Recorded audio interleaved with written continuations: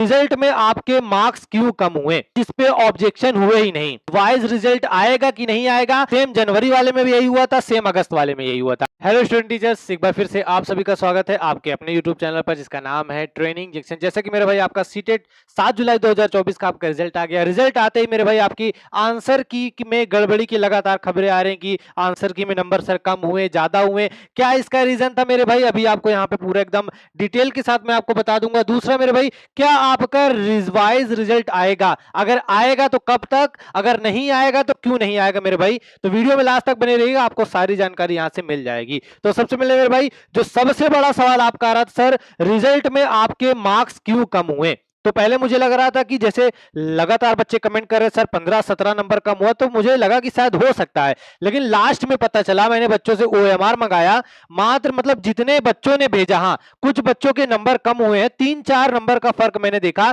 लेकिन जो सबसे ज्यादा दिक्कत हुई ना, आपको पता है जैसे सीटेट का अभी पेपर खत्म होता है, तुरंत सीटेट हो या कोई भी कुछ आ जाते हैं चैनल वाले तुरंत की, आ जाओ सबसे पहले 100% एक्यूरेसी के साथ हम आपको आंसर बताएंगे। और मेरे भाई ऐसा नहीं कि वो गलत बता रहे, लेकिन क्योंकि जल्दीबाजी में मेरे भाई सीटेट इतना हलवा भी नहीं है कि आप कोई भी आंसर डायरेक्ट बता सकते हो।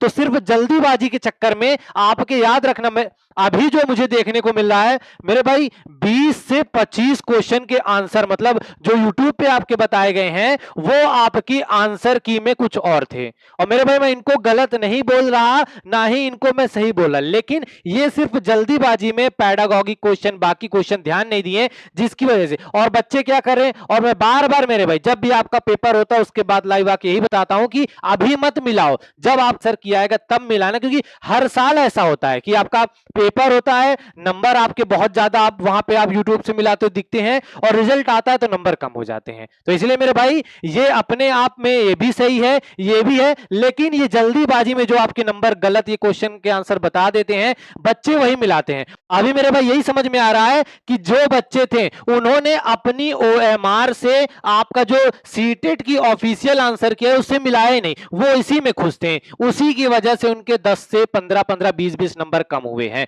ये जो सबसे बड़ी गलती होती है वो आपका यहां से मिलाए गलत हो गया। हाँ कुछ चैनल है जो आपको वहां से एक्यूरेसी के साथ मिल जाएगा, जैसे आप हिमांशी मैम से वहां जाओगे तो अगर आपको सीडीपी मिलाना है तो सीडीपी में 100% गारंटी के साथ इनका रहता है, और पिछले 4 सालों से एक भी प्रश्न का आपको उत्तर बदला हुआ नहीं मिलेगा, ये इनकी गारंटी होती है और हर बार ये सही रहता है। बाकी किसी का मैं यहां पे मेरे भाई नहीं बोल सकता कि कोई 100% के साथ चीजें करवाता, कोई भी हो मेरे भाई, कोई भी हो, क्योंकि पैडागॉजिकल क्वेश्चन आपको किसी एनसीईआरटी में नहीं मिलेंगे। अब वो सीटेट वाला रीजनिंग का प्रश्न हो गया कि बीच में आपका एक संख्या लिखी है 6, इधर से मैं देख रहा हूं मुझे 9 दिख रहा है, उधर से आपको 6 दिख रहा है, तो यही हाल आपका इसमें भी हुआ था। तो जो बहुत ज्यादा नंबर कम होने के थे वो मेरे भाई यही था कि आपने सिर्फ यूट्यूब से आंसर की मिलाई, फाइनल ऑफिशियल आंसर की से नहीं मिलाई। अगर कोई ऐसा हो जिसने ऑफिशियल आंसर की से मिलाई थी उसके बाद उसके 10-12 नंबर कम हुए तो मेरे भाई कमेंट करके जरूर बताना।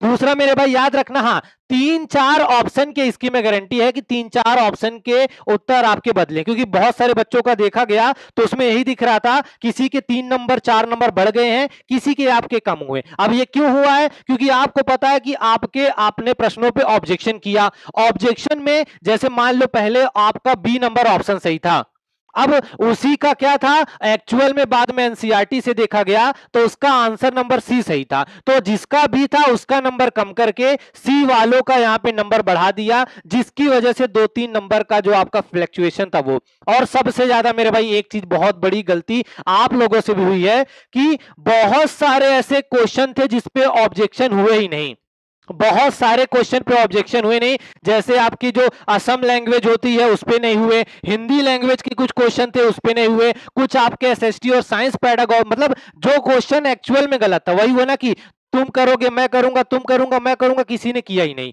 मतलब एक दूसरे के चक्कर में पड़ के ऑब्जेक्शन ही नहीं हुआ और उसके आपके नंबर वहां पे नहीं बढ़े हैं। आपके लगातार कमेंट आ रहे सर रिवाइज रिजल्ट आएगा कि नहीं आएगा, आएगा तो आपका रिवाइज रिजल्ट कब आने वाला है। तो मेरे भाई मैं आपको देखो होप नहीं दूंगा, जो सच्चाई है वो मैं आपको बताऊंगा। याद रखिएगा आपकी रिवाइज आंसर की 8 से 10 दिन में ऑफिशियल साइट पे आपकी दिख जाएगी, लेकिन आपका रिवाइज रिजल्ट नहीं आने वाला है।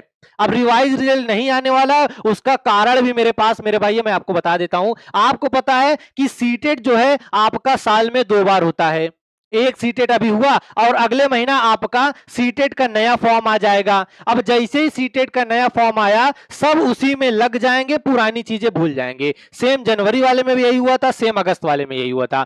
बाकी चीजें भूल के सब इधर लग जाएंगे। क्या दिक्कत हुई, कौन से प्रश्न का नंबर नहीं बढ़ा, फाइनल आंसर की आई नहीं आई, रिजल्ट आ गया, सब भूल जाएंगे। और सेम यही हर बार होता है, जिसकी वजह से जो गलतियां होती हैं आयोग की उस पर पूरी तरह से क्या होता है, पर्दा ढक जाता है। नुकसान सिर्फ मेरे भाई स्टूडेंट का होता है जो आपका 1-2 नंबर से फेल हुए हैं। मेरे भाई मैं सिंपल से आपको बता दूं कि जैसे आपको पता है पिछले जो आपका जनवरी सीटेट वाला हुआ था, सबूत मिले थे कि आपका पूरा पेपर लीक हुआ है, लेकिन उसके बाद जब सीबीएसई ने उस पर कोई एक्शन नहीं लिया तो मेरे भाई आपको लगता है यहाँ पे आपको रिप्लाई करने वाला है। तो आपसे मेरे भाई मैं सिर्फ एक ही बात बोलूंगा कि रिवाइज रिजल्ट, रिवाइज आंसर की ये सब छोड़ो। 1-2 नंबर से मुझे पता है मेरे भाई बहुत खलता है कि इतनी मेहनत करो फेल हो जाओ। यहां से बोलना आसान है, लेकिन मैं समझ सकता हूं कि आप पे क्या बीत रही होगी।